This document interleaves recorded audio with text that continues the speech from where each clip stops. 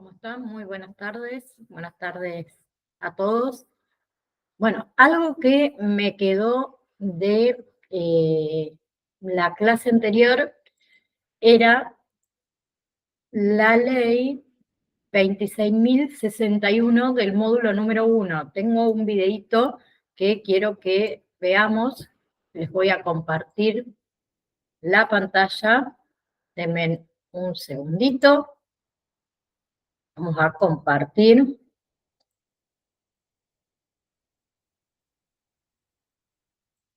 A ver si encontramos. Ahí les comparto.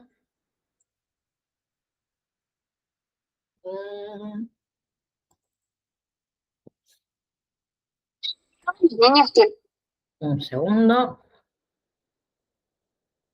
Así la vemos.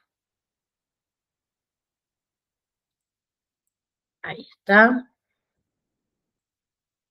Vamos a compartir la pantalla, así podemos ver el videíto. Los niños tienen derechos. Tenés derecho a la vida, a su disfrute y protección. Tenés derecho a una familia que te cuide, te dé amor y afecto. Tenés derecho a saber quién sos, cómo te llamás, quién es tu familia y de dónde venís. Tenés derecho a tener tu documento de identidad. Tenés derecho a jugar, a disfrutar del tiempo libre y a practicar deportes. Tenés derecho a una vida saludable y recibir atención cuando te enfermes. Tenés derecho a la educación pública y gratuita, y a que en la escuela te enseñen cosas que te ayuden a crecer. Tenés derecho a no trabajar y ocupar tu tiempo en ir a la escuela y jugar. Diversidad cultural. Tenés derecho a que respeten tu origen, costumbres y creencias. Tenés derecho a que te protejan de toda forma de violencia, agresión o maltrato. Tenés derecho a ser escuchado, a que tus opiniones sean tenidas en cuenta. Tenés derecho a vivir en un ambiente sin contaminación y disfrutar de la naturaleza. Tenés el derecho de conocer tus derechos, las leyes que te protegen, a recibir información pensada especialmente para vos, a crear, imaginar y expresar libremente tus ideas y opiniones. Tenés derecho a que el Estado te ayude y te proteja. Que hoy, como todos los días, se respeten los derechos de todas las niñas, niños y adolescentes.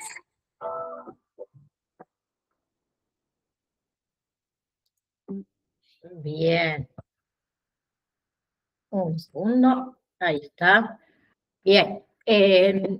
Me había quedado eso la clase anterior. Vamos a dejar de presentar así. Perdón. Así lo charlamos un poquito. Eso es del módulo número 1, ¿sí? La ley 26.061 de los derechos de las niñas, niños y adolescentes. ¿Bien? Con eso nosotros terminaríamos lo que es el módulo número 1. Entonces, la ley 26.061 de los derechos de los niños, niñas y adolescentes. ¿Qué son los derechos de los niños? Los derechos de los niños son un conjunto de normas jurídicas que los protegen, ¿sí? Y esas son de orden público, ¿sí? Irrenunciables, indivisibles, independientes. ¿Bien? ¿Cuándo surgió? Surgió el 26 de septiembre del año 2005, ¿sí? Para que ustedes también lo sepan, les voy contando que ¿a quién protege esta ley? A los niños, a las niñas y adolescentes hasta los 18 años de edad. La ley es de aplicación obligatoria, ¿sí? Los niños, ¿qué tienen? Tienen derechos, derechos a ser oídos, derechos a ser atendidos en cualquier ámbito, sea cual sea la forma en que se manifieste. ¿Y quiénes son los que están, quiénes son los que están obligados a que esa ley se cumpla? Primero, la familia, ¿sí? Segundo, la sociedad. Y principalmente, ¿quién? El Estado. ellos deben protegerlos y afiliarlos en cualquier tipo de situación, ¿sí? Entonces, ¿quiénes están obligados? Familia, la sociedad y principalmente el Estado, ¿sí? Bien, ¿cuáles son esos derechos de estas personas menores de edad? Uno, a ser representados en todos los aspectos, ¿sí? Otro, a la salud. Toda institución debe atender prioritariamente a niños, niñas, adolescentes y madres embarazadas para la integridad de su salud. Tienen derecho a hacer deporte, a jugar, a disfrutar de un ambiente sano, ¿sí? Tienen derecho a no sufrir humillación ni abuso de ningún aspecto, ¿sí? Tienen derecho a tener su documentación, su nombre, su nacionalidad y su propio idioma. Tienen derecho a conocer a sus padres biológicos, a mantener un vínculo con ellos, salvo que pueda provocar algún tipo de daño. Tienen derecho a tener una familia alternativa o una familia adoptiva que los críe cuando no puedan tener contacto directo con sus padres. También tienen derecho a recibir educación. Tienen derecho a gozar de los beneficios de la seguridad social, ¿sí? Y tienen derecho a expresar sus opiniones en la familia y que sean tenidas en cuenta esas opiniones. ¿Bien? ¿Hasta ahí vamos? Bien. ¿Qué otros derechos entonces tienen, por ejemplo, los adolescentes a partir de los 13 años? ¿Ustedes sabían que los niños a partir de los 13 años tienen derecho a trabajar? ¿Sí? Tienen derecho a trabajar siempre que no esté en peligro cualquier aspecto de su salud. Tienen derecho a casarse, ¿sí? Si es mayor de 16 años, se lo considera como adulto para tomar decisiones que se refieren al cuidado de su cuerpo, ¿sí? ¿Qué otros derechos tienen los adolescentes a partir de los 13 años? La prohibición de discriminar de embarazo por maternidad o por paternidad, en el otro caso, ¿sí? Yo creo que esto seguramente no lo sabía. Después hay derechos que son especiales, ¿sí? ¿Qué derechos especiales tiene uno al nacer? Uno, a ser identificados en forma inmediata para que pueda ser inscrito en lo que sería el registro civil, ¿sí? Y tienen derecho, si la madre o el padre no tienen documento, el Estado es quien debe hacer lo que sea necesario para ¿qué? Para la identificación, digamos, de ese recién nacido, ¿sí? Es un trámite que se hace de forma gratuita, ¿bien? También tienen derecho ante las justicias, ¿sabían? A participar en todos los procedimientos judiciales en los que ellos estén involucrados. Tienen derecho ante la justicia a ser escuchados. Tienen derecho ante la justicia a tener un abogado, ¿sí? Después hay medidas de protección integral. ¿Qué son las medidas de protección integral? Las medidas de protección integral son decisiones para protegerlos cuando sus derechos son amenazados o son violados, ¿sí? ¿Y cuáles son esas medidas de protección integral? Uno, mantenerlos con la familia, ¿sí? Otro, incluirlos en programas que busquen fortalecer y apoyar a las familias. Otra es darle ayuda económica si hay necesidades básicas y satisfechas, ¿sí? Eh, Parece raro, pero la ley está. También tienen, o estas medidas de protección integral, es incluirlos en programas de asistencia integral a la embarazada, por ejemplo. ¿sí? Otro es darles trámites médicos, psicológicos o psiquiátricos, ¿sí? Esas son medidas de protección integral que están dentro de esta ley, ¿sí? Después hay medidas de protección excepcionales, ¿sí?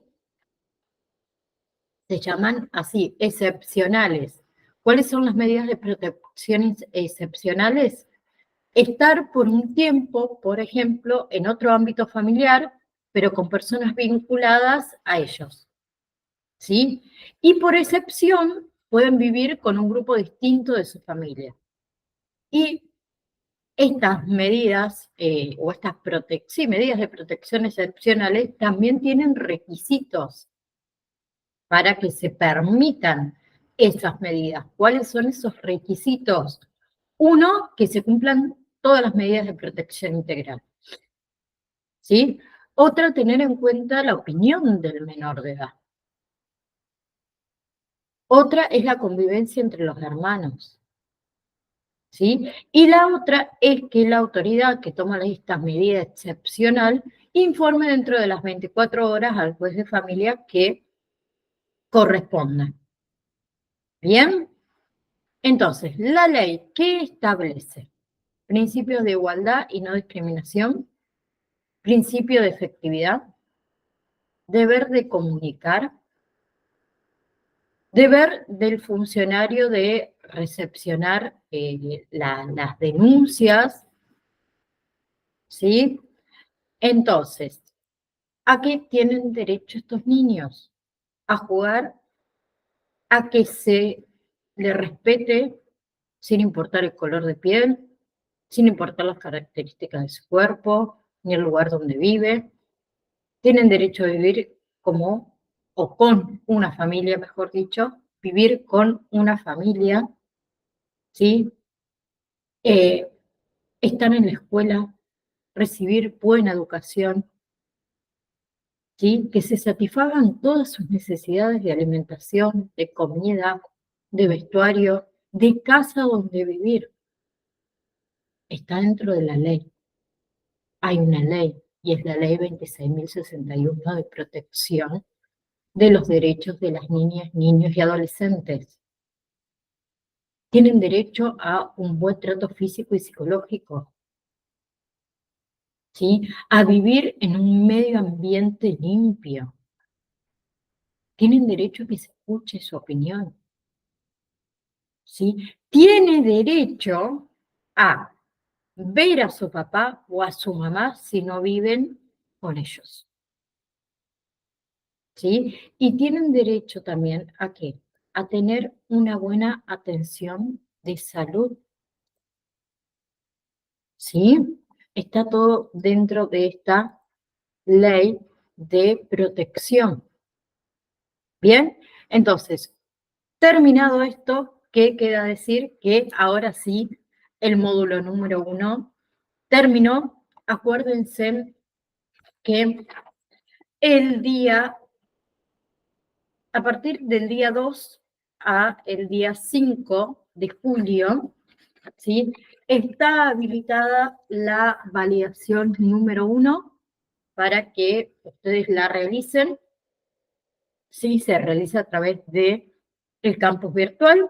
¿Sí? Ustedes deben ingresar al campus virtual, van a ir donde dice validación número 1 dentro de esa fecha, a partir del 2 de julio hasta el 5 de julio, y deben contestar el cuestionario de esas preguntas. Se aprueba con 6 chicos, ¿sí? Quien no sabe cómo hacer una validación, en la clase anterior lo hemos explicado, está grabado, así que pueden ir a ver esa clase y sacarse las dudas. Bien, ahora sí, módulo número 2, ¿sí? Arrancamos con lo que es el módulo número 2. Vamos a ver que, primero, una breve historia del surgimiento del acompañante terapéutico, ¿sí? Segundo, la definición del rol específico del acompañante terapéutico, las funciones del acompañante terapéutico, el rol del acompañante terapéutico en la estrategia de un tratamiento. Vamos a ver todo lo que es el aporte del acompañante terapéutico como miembro de un equipo terapéutico, ¿sí? La diferenciación del rol del acompañante terapéutico en lo que es el espacio de la supervisión. También vamos a ver a qué hace referencia cuando hablamos de hospital de día y hospital de noche, y la diferencia entre acompañante y cuidador. Bien, vamos a ir viéndolo de a poco, seguramente nos va a llevar 2 clases. Este módulo es un módulo corto, porque los módulos que vienen son un poquito más largos. Entonces, breve historia del surgimiento del acompañante terapéutico, ¿sí?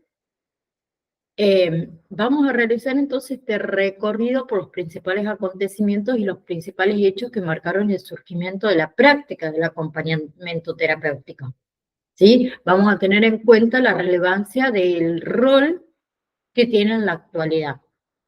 Entonces, tenemos a diversos autores que convergen en que el acompañante terapéutico, ¿sí?, surge en la década del 60 en nuestro país. Bien, y que a partir de ese momento esa práctica ha tenido un gran desarrollo en Latinoamérica, principalmente ¿dónde? Argentina, Uruguay, Brasil y también en países europeos como España. Bien, entonces nosotros para conceptualizar el surgimiento de la práctica nos basaremos en investigaciones y artículos escritos por Pulice y Rossi en el año 1994. Bien, esos autores señalan que no existe actualmente precisamente una fecha sobre el comienzo de la práctica en Argentina. ¿Sí? Porque hay distintas versiones acerca del surgimiento, hay distintas versiones de, perdón, los motivos, ¿sí? Y también hay distintas versiones de las conceptualizaciones en las cuales pudo haberse orientado.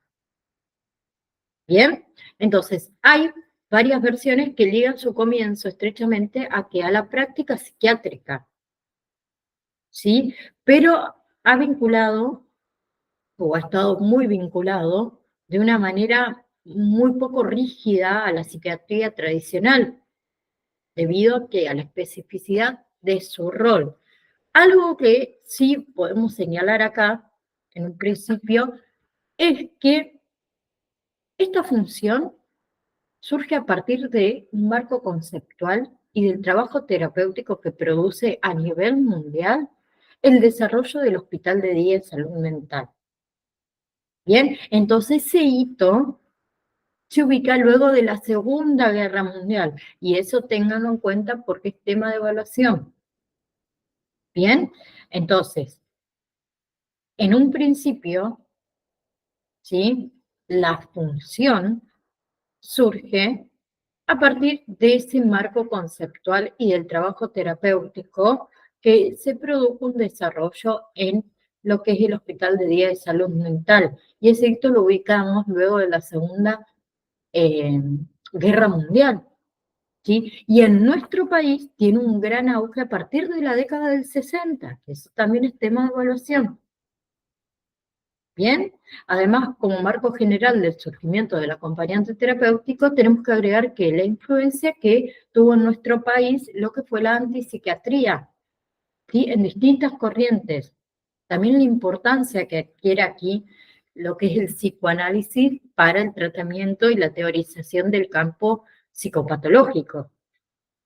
Bien, luego tenemos lo que planteó Curas en el año 2002, que asocia el surgimiento de esa práctica al doctor Eduardo Calinas, ¿sí?, a finales de la década del 60, que surge un agente dentro de la práctica clínica psiquiátrica al que Calinas llamaba en un primer momento amigo calificado, ¿sí?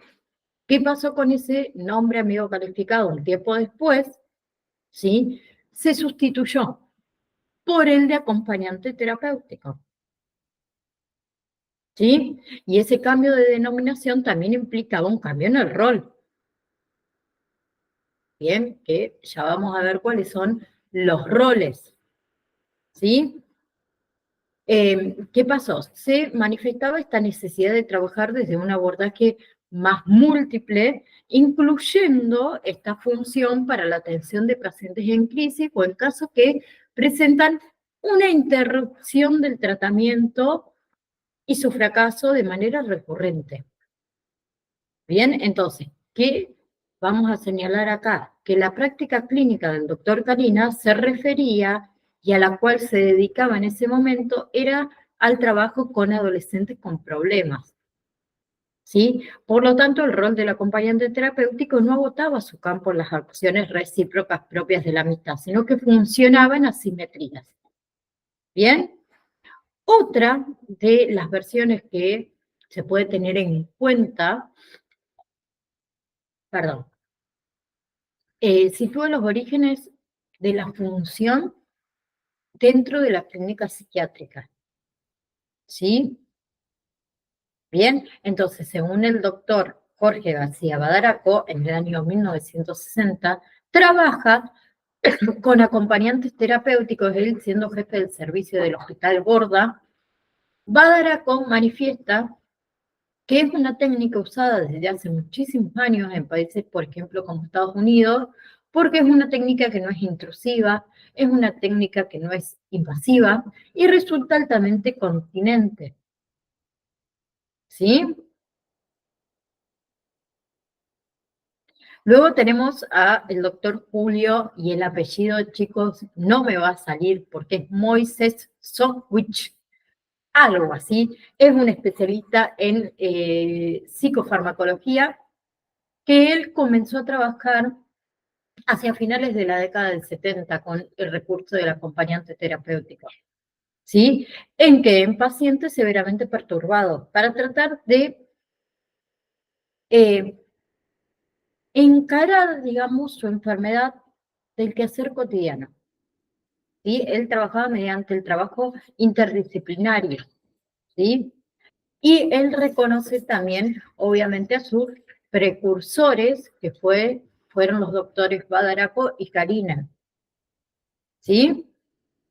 Entonces, además de estas explicaciones, ¿sí? Tenemos otras posibles explicaciones del surgimiento del acompañante terapéutico que se vincula con profesionales que trabajan en la práctica esta desde principios de los 70. ¿Bien? Entonces, en esa posición, el acompañante terapéutico había comenzado como una alternativa frente a la internación psiquiátrica, ¿sí? Y esa posibilidad se le planteaba a algunos terapeutas.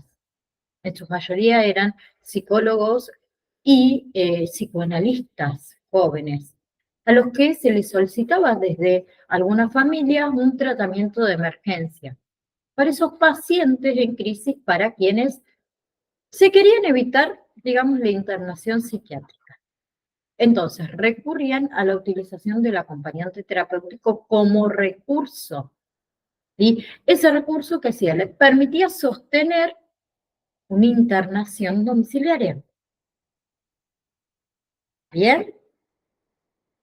Entonces, por lo que en ese momento, digamos, la posición del acompañante terapéutico, ¿sí? Se encontraba bastante diferenciada del terapeuta. ¿Bien? Bien. También vamos a mencionar las experiencias relatadas por el doctor Carlos Stagnaro, ¿sí? Quien manifiesta que él como terapeuta necesitaba en ocasiones recurrir a otras personas, ¿sí? Debido a esas dificultades que se le presentaban para sostener un tratamiento, ¿sí? Y utilizaba, en este caso, el recurso más cercano. ¿Quién era el recurso más cercano? La realidad social inmediata, la familia. Bien, él ligaba esto de el acompañante o acompañamiento terapéutico, mejor dicho, a un trabajo extramuro, ¿sí?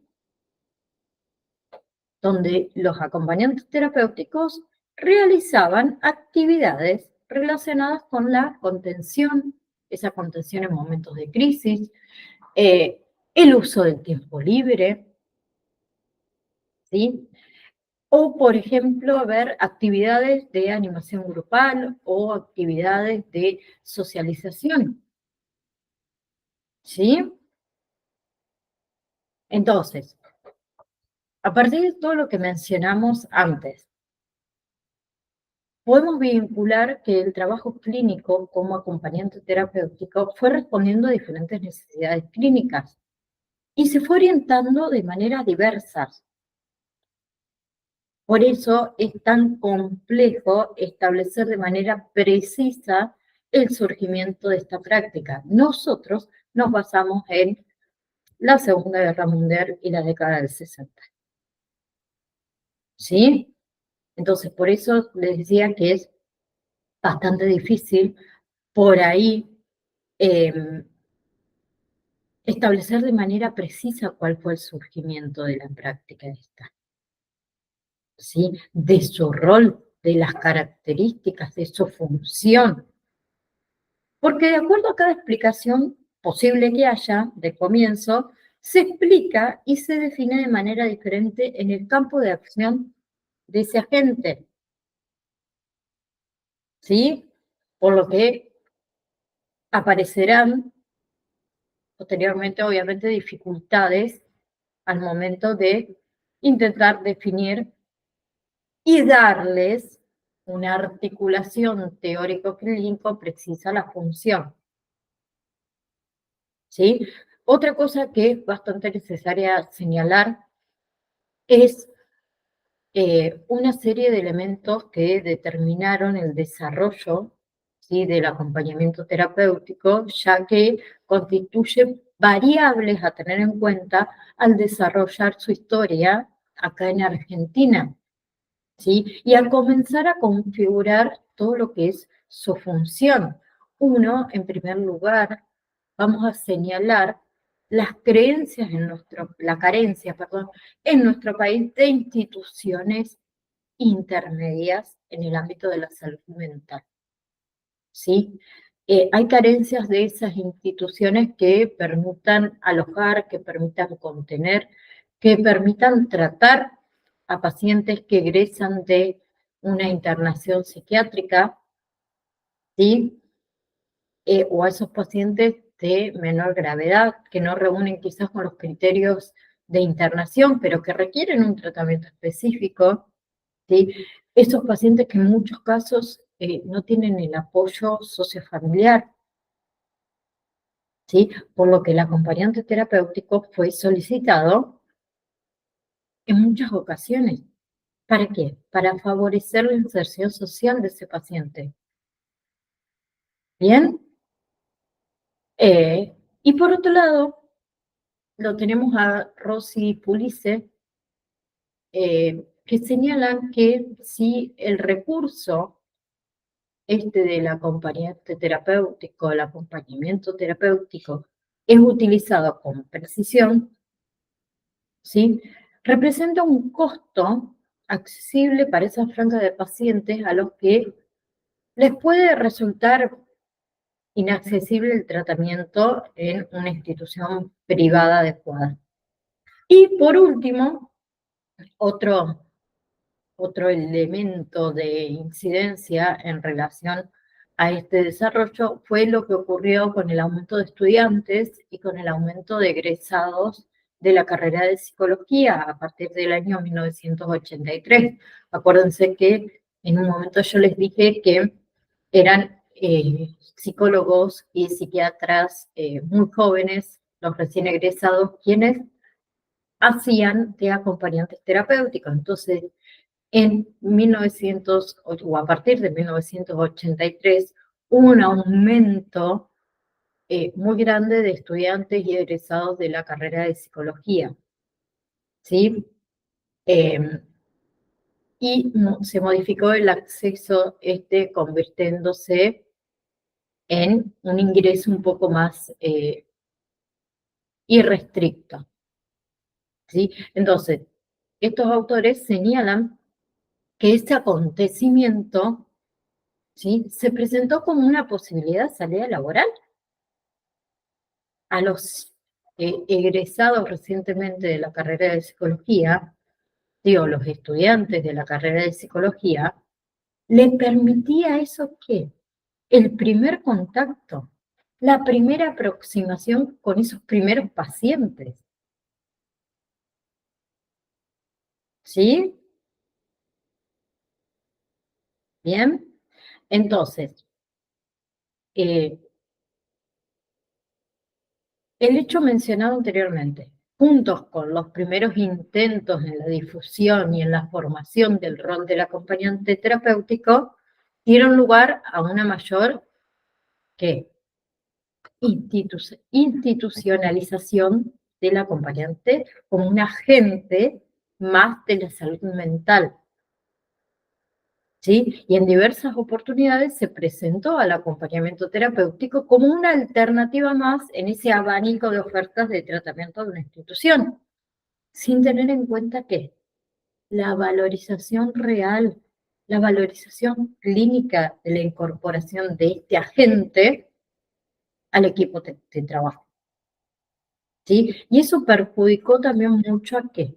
A la práctica misma del acompañante, porque en ocasiones, muchas veces, no estaba definido el lugar propio del acompañante terapéutico, ¿sí?, dentro de esta estrategia de abordaje específico del paciente en cuestión, ¿sí? Por lo que fue contraproducente para el desarrollo de la práctica. Y también conllevó ¿a qué? A la desvalorización de la eficacia terapéutica. ¿Por qué? Porque hubo una debida, debida no, una inadecuada y una indiscriminada labor, ¿sí? Y esa situación produjo que confusiones con respecto al rol, y muchas veces le exigían a los acompañantes tareas que no son propias de sus roles, ¿sí? Siendo enfermeros, cuidadores, terapeutas, a ver, ¿qué más? Fisioterapias, eran todo, ¿sí? Y eso los puso muchas veces al acompañante terapéutico a situaciones de maltrato dentro de esa práctica. ¿Bien? ¿Hasta ahí vamos? Me voy a cebar un mate, perdón. ¿Bien? Bien. Entonces, en este recorrido del surgimiento y el posterior desarrollo de la práctica del acompañamiento terapéutico, se fue consolidando como una oferta válida. ¿Una oferta válida para quién? Para el terapeuta, para la familia y para el paciente. Para el terapeuta como una opción para sostener ese esquema de tratamientos ambulatorios con pacientes en crisis. Para la reinserción en la familia luego de una internación, ¿sí? Y que se da también con un recurso humano que permite un trato más personalizado, ¿sí? Y acotando también a una estrategia específica, a la medida obviamente que se tenga en cuenta con una formación, ¿no? Por otro lado, les dije que también fue una oferta válida para la familia, ¿sí? Como otro que acompaña, como otro que sostiene a este sistema en la situación de crisis en la que se encuentra, ¿sí? Y que le permite también a la familia que una mirada sobre, entre comillas, el enfermo, posibilitando nuevas formas de vinculación. ¿Bien? Bien. Y por otro lado, perdón, les dije que es una oferta válida para el paciente, ¿sí? Como una presencia significativa. como una presencia estable que permite alojar todo su sufrimiento, que lo acompaña sin juzgar, ¿sí? A partir de este encuentro con el otro, que puede construir un vínculo que favorezca la conexión o la concreción, mejor dicho, de los objetivos terapéuticos, ¿sí? Dándole lugar a que a la expresión, al reconocimiento, ¿sí? Posibilitando el desarrollo de todos sus potenciales, ¿bien? Sin rótulos, ¿sí? Bien. Entonces, definición del rol específico del acompañamiento terapéutico. A ver, para continuar con esto, primero que vamos a ver la etimología del término, ¿sí? La palabra acompañamiento, ¿sí? Tiene la misma raíz en la palabra compañero. Deriva del latín comedere, que significa comer, y de panis, que significa pan. Bien, es decir, comer del mismo pan, compartir. Bien, por otro lado, tenemos la palabra terapéuticos, que fue tomada del latín terapéutica, T-H-E-R-A-P-E-U-T-C-A, que significa tratados de medicina, y a su vez también fue tomada del griego terapéuticos, T-H-E-R-A-P-E-U-T-I-K-O-S, que significa el trabajo del sirviente encargado de cuidar a alguien. Bien, entonces muchos autores han analizado la práctica del acompañamiento terapéutico a partir de esta definición etimológica. Entonces, ¿qué podemos decir nosotros? Que el acompañamiento terapéutico se basa en un compartir con otro, ¿sí? En un vínculo. Y escuchen bien esa palabra porque vamos a hablar mucho del vínculo, ¿sí? De un vínculo que se encuentra escrito dentro del marco del cuidador. En otras palabras, en el marco de la cura, ¿sí? Y entendiendo eso no como una meta a alcanzar, sino como un camino posible, ¿sí? Un camino o un sendero por el cual se puede transitar dos personas a partir de un encuentro, ¿sí? De un modo de vinculación único y un modo de vinculación saludable. ¿Bien? Entonces, tenemos a Cavagna, que en 1996 define al acompañante terapéutico como un agente de salud, ¿sí? Entregado para realizar básicamente una tarea de contención a pacientes crónicos y a pacientes agudos, ¿sí? A partir eh, de un nivel vivencial no interpretativo, y para el cual esta persona debe poner el cuerpo, ¿sí? Construir una presencia cálida, confiable, receptiva. Entonces, la autora Cavagna señala que el acompañante terapéutico trabaja inserto en un equipo terapéutico interdisciplinario, ¿sí? Siguiendo las consignas del terapeuta de cabecera o del coordinador del equipo. Bien,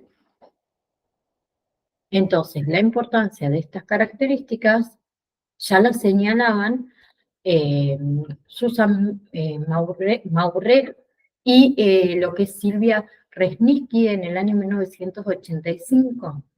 ¿Sí? Ellos decían, el acompañante terapéutico, al trabajar en un nivel dramático vivencial, no interpretativo, muestra al paciente modos diferentes de actuar y de relacionarse frente a eh, la vida cotidiana.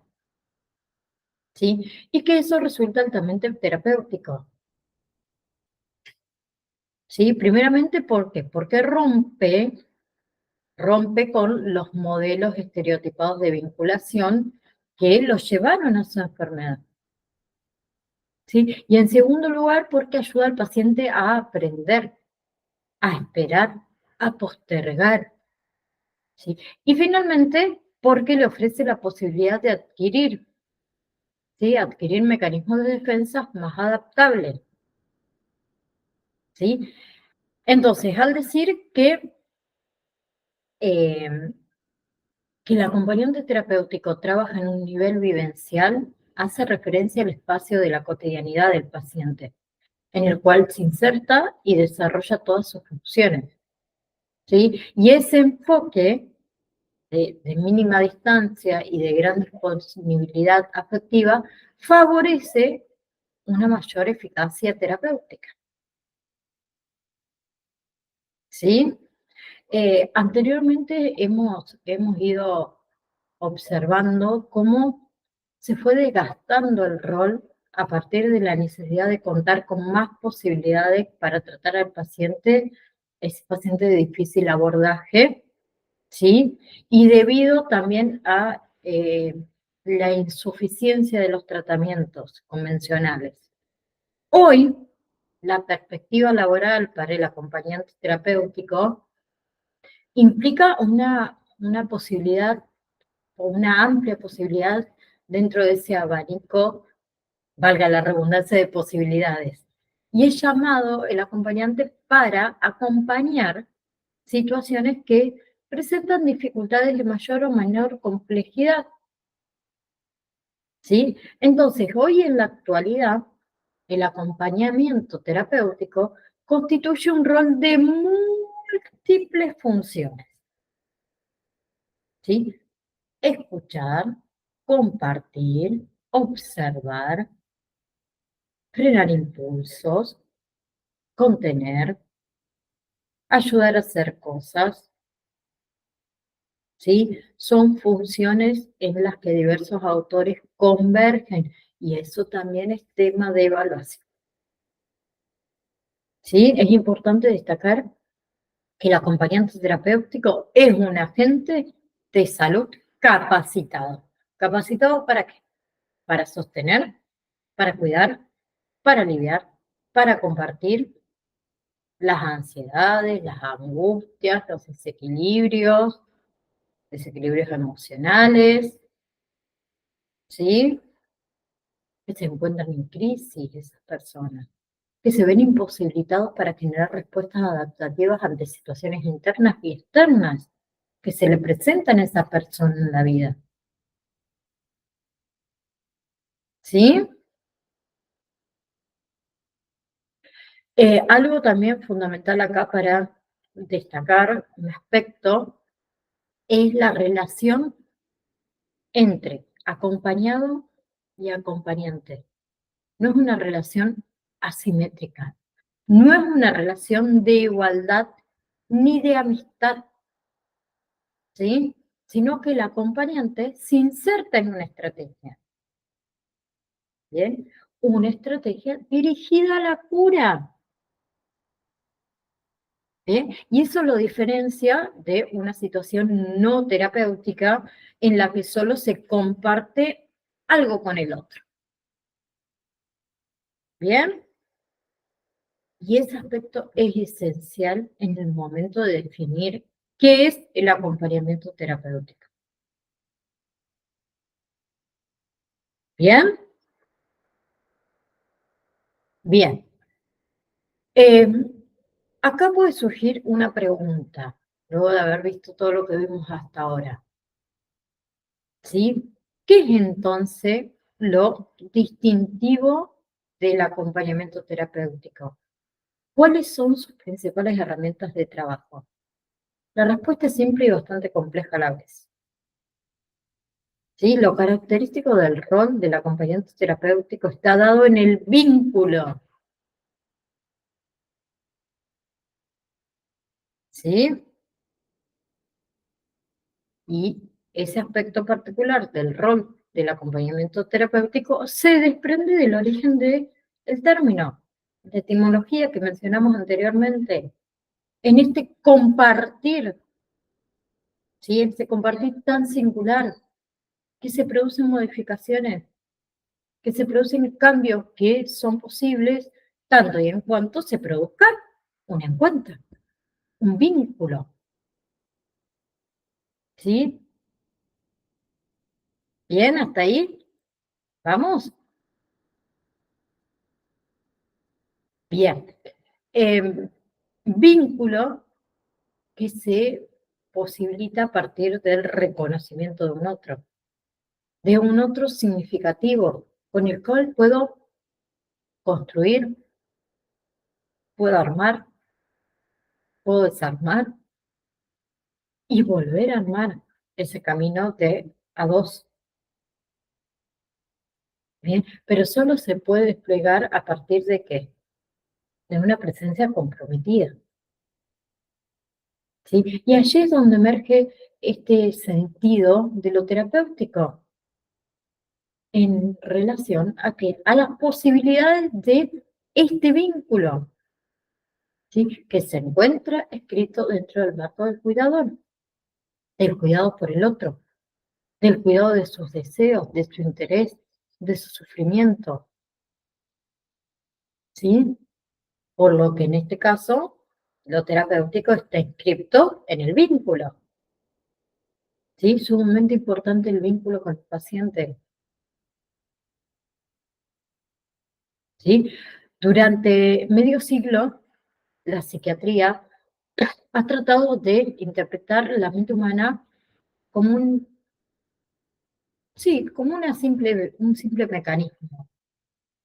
Y en consecuencia, la terapia de la enfermedad mental como una simple técnica, ¿sí? En algunos sectores, esa situación, ¿sí? Ha ido abriendo caminos distintos y ha dado lugar, ¿sí? A poder eh, vislumbrar allá en el horizonte eh, destellos de humanización. Y es ahí donde el rol del acompañante terapéutico va a encontrar esa tierra firme para poder desplegarse. ¿Sí? Por lo que el acompañante terapéutico como agente auxiliar de salud comienza a describir esta historia en esta corriente que busca ¿qué? Reconstituir la posibilidad de diálogo a partir de un encuentro, ¿sí? Y es justamente este vínculo con el otro, el objetivo, y a su vez el medio, el instrumento, en la que radica la eficacia del acompañamiento terapéutico, ¿sí? Y en tanto se construye un vínculo, una relación estable, donde la presencia de la contención es insustituible, ¿sí? En el intento de la también consolidación de esta relación es donde se evidencia la necesidad de una postura ética. Por eso también estuvimos viendo el código de la ética, ¿sí? Retomando un poquito eh, el campo del acompañamiento terapéutico, se advierte que en el centro mismo de su devenir se encuentra esta posibilidad de crear un nuevo ritmo de a dos, ¿sí? Con dos, en un solo espacio, no solo físico, no solo subjetivo, ¿sí? En donde ambos van a desplegar toda esa creatividad, ¿sí? Y puedan reconocerse como semejantes, pero diferentes a la vez, respetándose, acompañándose en sus tiempos,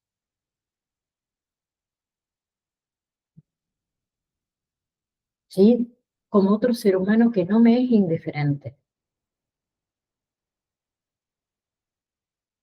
¿Bien? Sino que en realidad su presencia ahí, ¿sí? Como la mía también, transforma, libera, alivia, tensiona, ¿sí? Dejar de, de lado su propia subjetividad, los propios deseos, intereses, los juicios. Preparar el terreno para que pueda fortalecer la subjetividad de ese otro, ¿sí?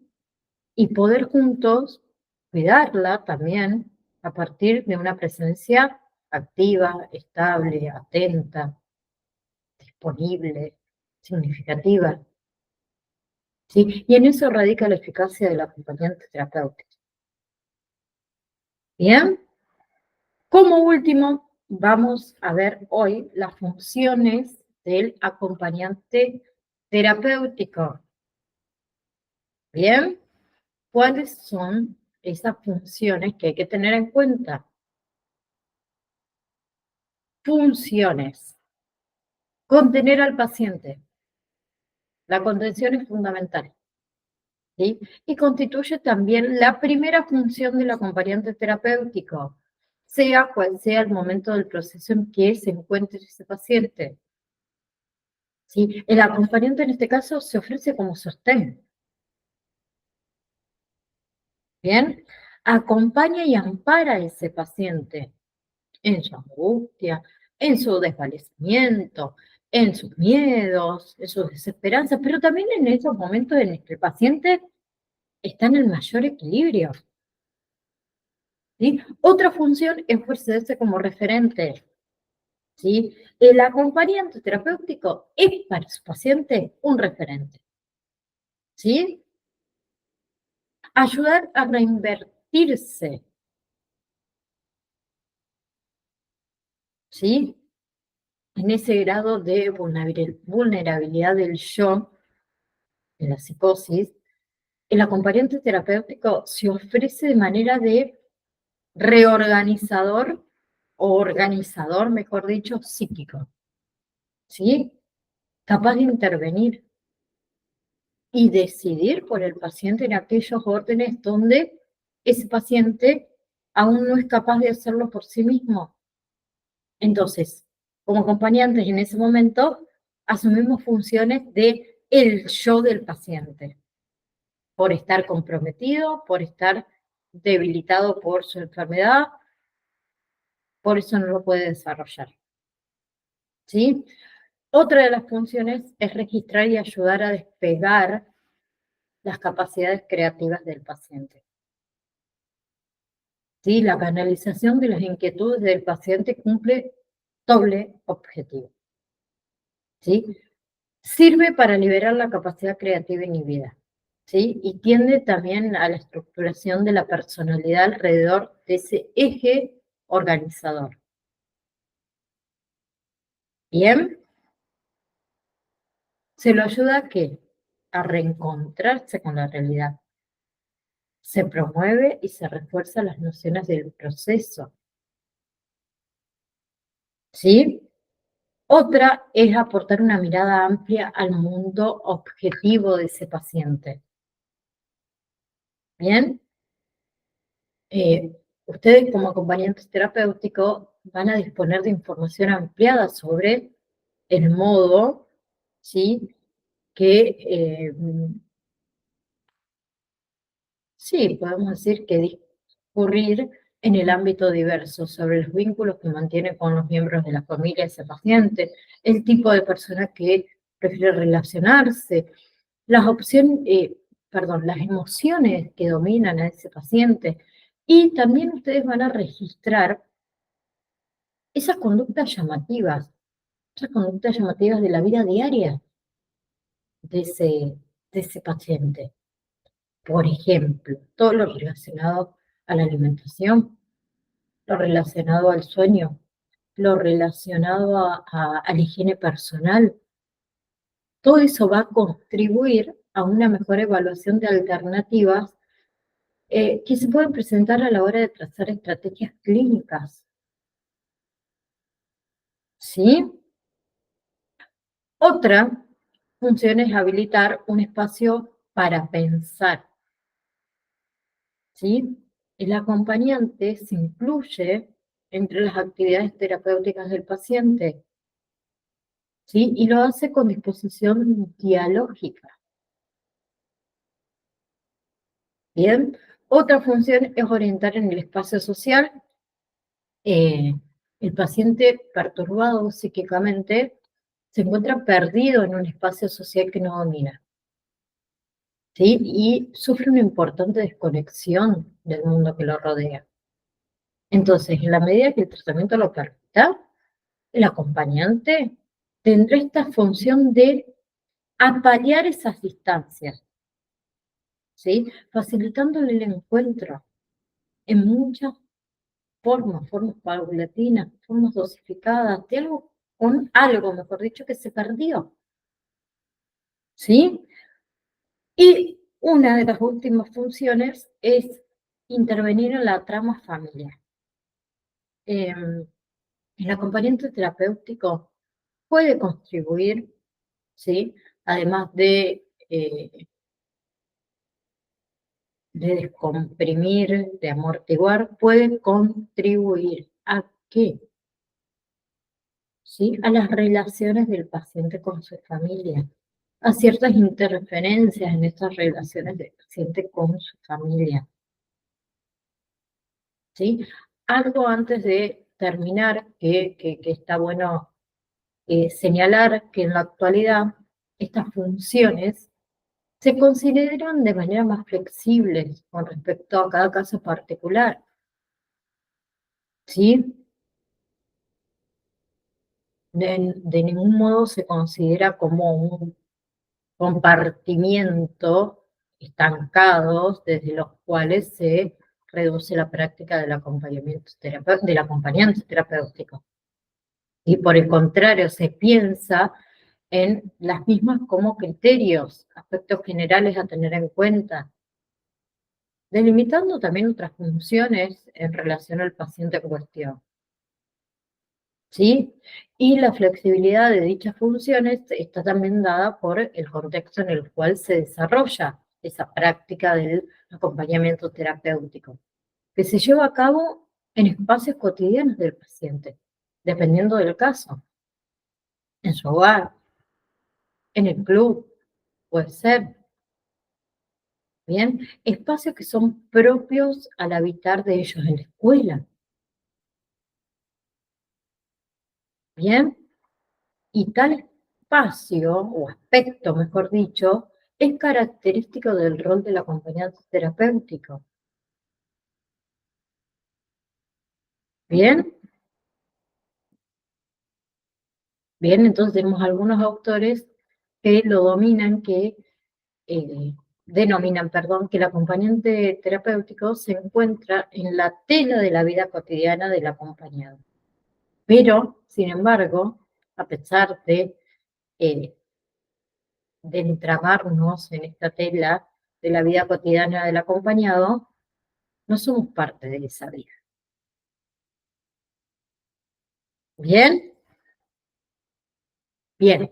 Próxima clase, que vamos a ver el rol del acompañante terapéutico en una estrategia o en la estrategia del tratamiento, ¿sí?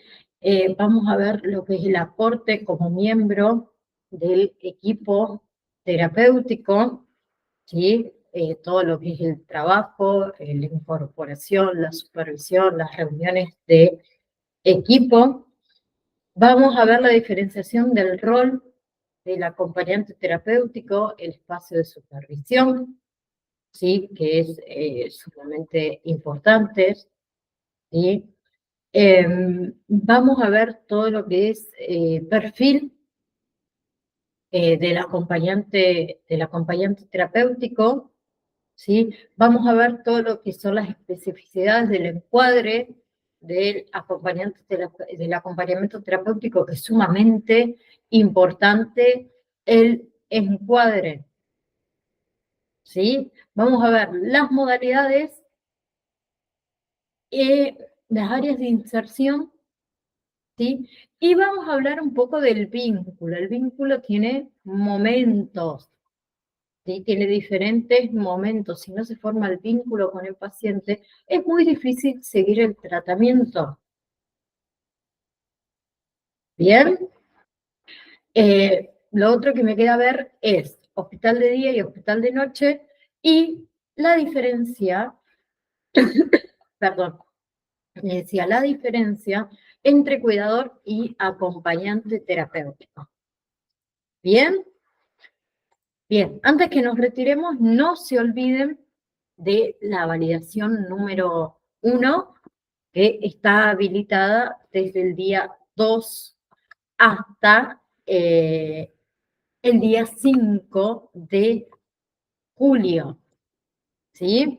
Dentro de la validación número 1 entra todo el módulo número 1.